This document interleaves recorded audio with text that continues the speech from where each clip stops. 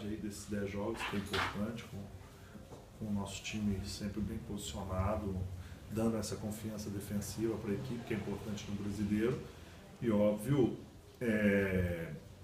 amadurecer jogo a jogo.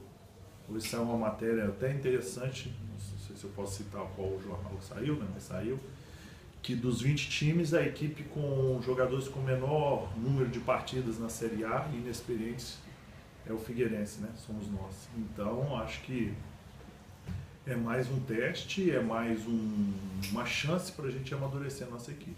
E o que você trabalhou mais durante a semana? Você fez esse trabalho ontem fechado, tático, na quarta-feira também. O que você aprimorou mais? E você pode mexer no esquema tático, você pode mexer em jogadores, qual é a tua intenção?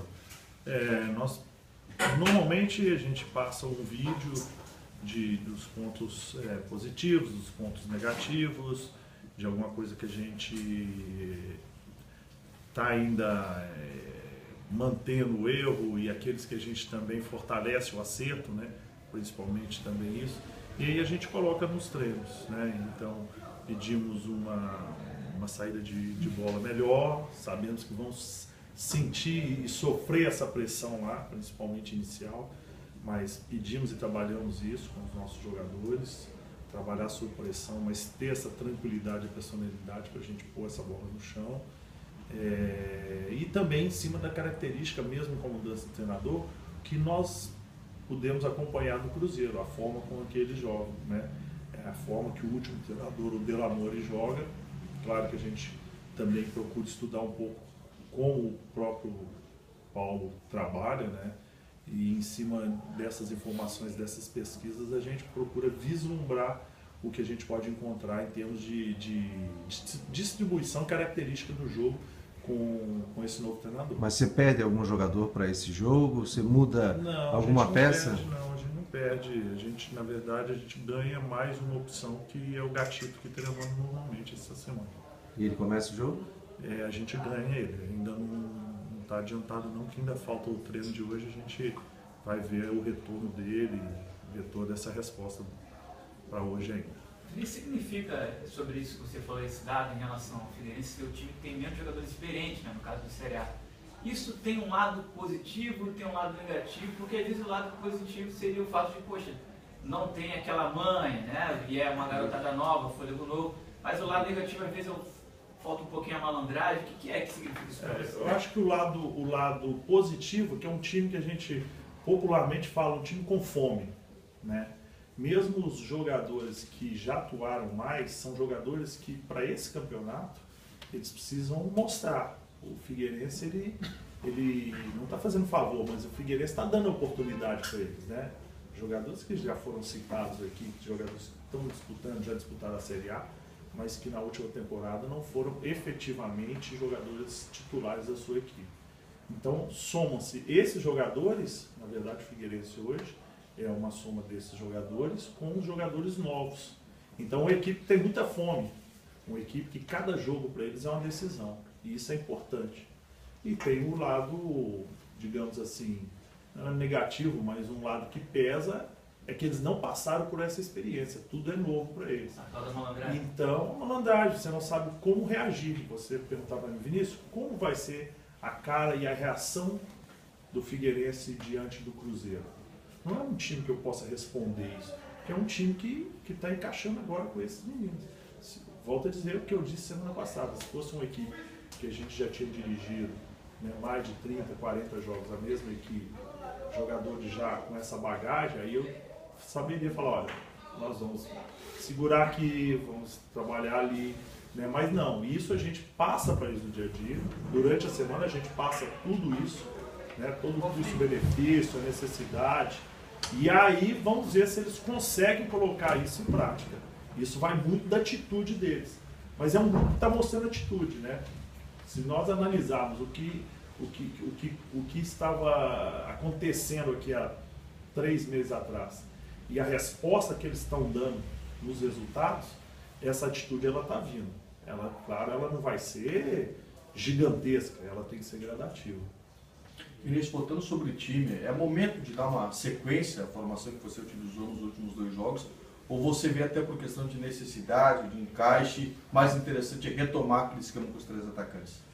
Eu acho que, na verdade, a gente procura manter a base, né? Volto a dizer, o sistema, ele é muito determinado pelas peças que você tem e não pela distribuição. Hoje em dia, basicamente, todo mundo joga muito parecido. 4-2-3-1, 4-1-4-1, que é o 4-4-3, aí a gente vai nos números. O que diferencia muito são as características, e isso eu testei as características que são jogadores diferentes, essas alternativas durante a semana, né? E ia até testar hoje, mas em virtude da chuva e do gramado a gente não vai testar.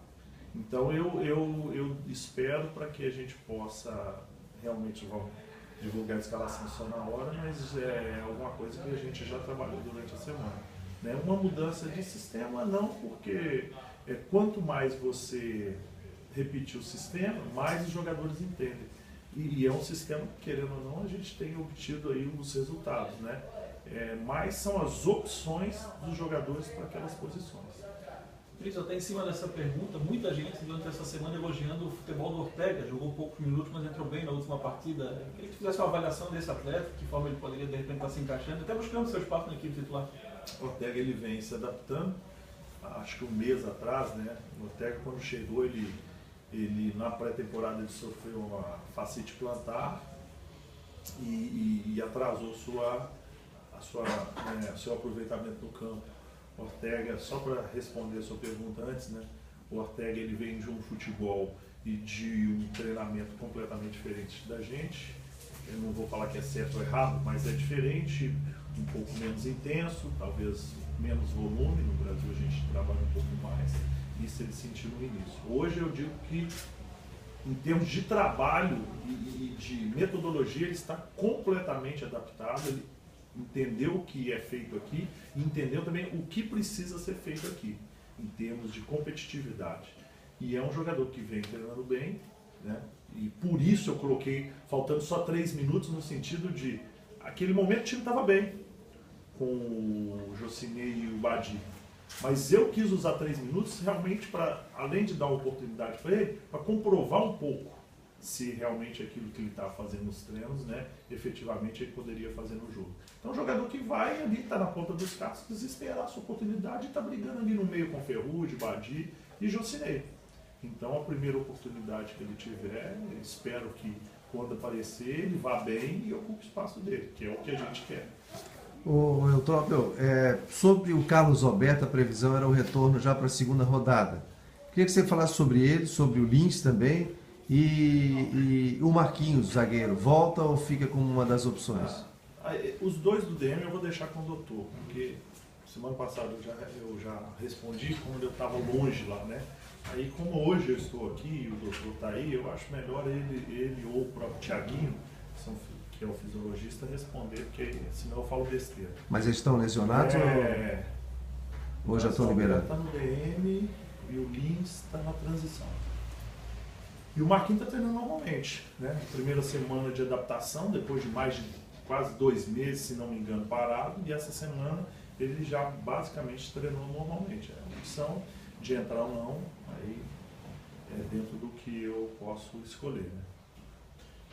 Você está cogitando, Vinícius, a possibilidade de aproveitamento do Ferrugem na lateral direito, ou isso no momento não passa pela tua cabeça? E sobre o Ayrton, qual foi a resposta que ele te deu nessa semana?